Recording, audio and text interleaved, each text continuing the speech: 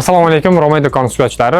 Romay do'koni mijozlari ko'p obunachilar tomonidan later nima, relay nima, ichki sxemasi qanaqa bo'ladi deb ko'p savollar berishganlari uchun bu videoni tayyorlashga qaror qildik. Bugungi videomizda, bugungi obzorimizda nimalar bo'ladi? Relayning varianti qanaqa bo'ladi, relay o'zi nima, qanaqa joylashgan, hammasi haqida qo'ldan kelgancha ma'lumot beramiz. Laterni ham mana 4 xil variantini olib kelib qo'yganmiz. Later, relay 90 voltdan, later 100 voltdan va relay 45 voltdan ko'taradigan variantlarni mana olib kelib taxlab qo'yganmiz. Hashandiki bor, hozir epanikini ham yigitlar epani olib kelib qo'yishadi. Akmaljon hozir bizga Akmaljon yordam beradi. Epani ham bitta stabilizatorni, relayning variantini bitta Akmal olib kelar ekan. Boshladik bo'lmasa. Bismillah. Bizga epa shirpa yordam beradi buni. Sxemasini ochib ko'ramiz. O'zbek bir chiqsa, ilishni qoladi dedik, shuning uchun hammasini bitta joyga qo'yaylik. Birinchi variantimiz polvonni. Mana. Polvon brendini relayning stabilizatori. Mana. Bu yerda tablosi bor. Hozir tablo mana. Tablosi hozir ko'pchilikka ko'rinadimi? Qanday holatda qo'ysak bo'ladi? Mana shu holatda qo'yamiz. Hozir birdan tok nagruskani berib ko'ramiz. Bu yerda ko'rib turishlaringiz mumkin. Bu yerda mis admotka, mana transformator, mis admotkali transformatorimiz joylashgan. Platasi o'zini miyasi. Bu yerda mana miya to'g'rilab beryapti. To'g'ri beruvchi miya, to'g'ridan-to'g'ri buni hamma narsani regrovka qiluvchi i nagruska bo'lgan vaqti bu sezib 45 voltdan pastga tushsa yoki 280 voltdan ko'tarilgan holatlarda отключать beradigan, bu yerdan prikaz beradigan bu miyamiz, kondensator hamma narsasi cho'tka qilib taxlangan. Mana bu yerda relayimiz mana. Relay bu yerda 1, 2, 3, 4, 5 ta relay bilan jihozlangan. Ikkita kondensatori tagida. Yo'q, 5 emas. Adashdim. 2, 4, 6, 7 dona. 7 dona relay bilan jihozlangan. Relay bilan jihozlangan. Relay ishlash tartibi qanday bo'ladi? Shorat aka, mana elektrigimiz, bizda Shorat akamiz yordam beradi bizga ozroq. Shorat aka, mana relayni tok o'ynagan vaqt qanaqa holatda ishlaydi relaylar? Shuni haqida ozroq qisqacha. Tok past bo'lib, o'ynash jihati kam bo'lsa agar relay yaxshi ish beradi. Chunki buni ko'tarib berish 45 voltdan.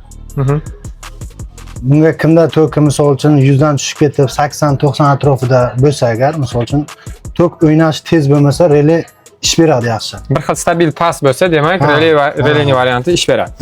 O'ynash jihati misol uchun bir 10 minut, 5 minutda hamda sakrab tushib ana bo'lsa, ushlab beradi relay. Ishlash prinsipi shunday bo'ladi.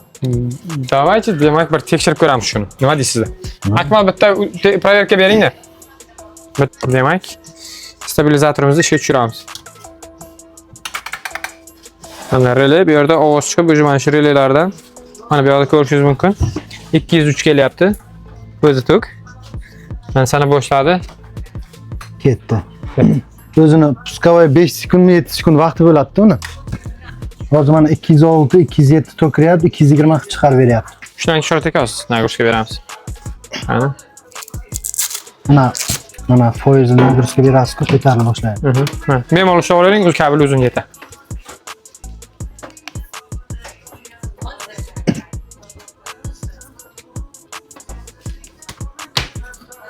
Demak, boshladik. Taktik. Atayotamiz. Biz qilayotgan ishlarni hech qachon qaytarmang deylik. Qo'shing. Mana qarang, bosganda напряжение bu yoqdagi ham tushadi, и foiz ko'tariladi.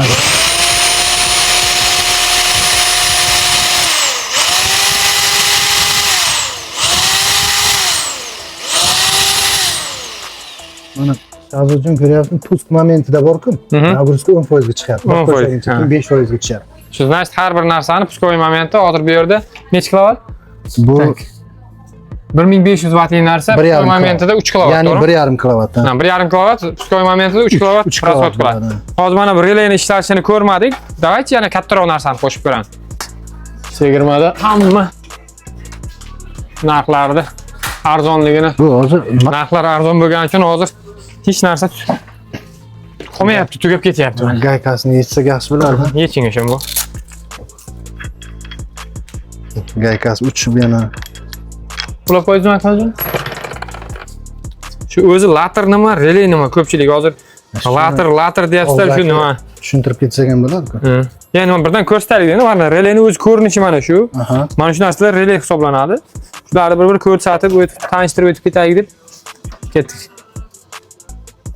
Qo'shing. Qo'shing.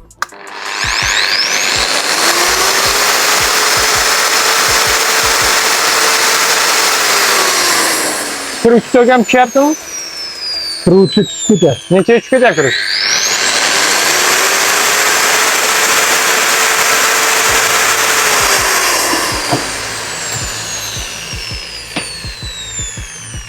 Bir 180gacha tushdi-da. 180 ga tushyapti. Hozir 190 bo'lib turibdi. 180, 190 Qancha nagruska berilsa, o'zi kiruvchi tushib ketyapti, lekin chiqarish stabilni 220 bo'lib turibdi. O'zgarish bo'lmayapti, chiqib ketdi. Bu yerda foizni ko'tarib ketyapti. Necha foiz nagruska berdi? 9-10% gacha nagruska beryapti. Mana buni рабочий состояние 9-10 foiz.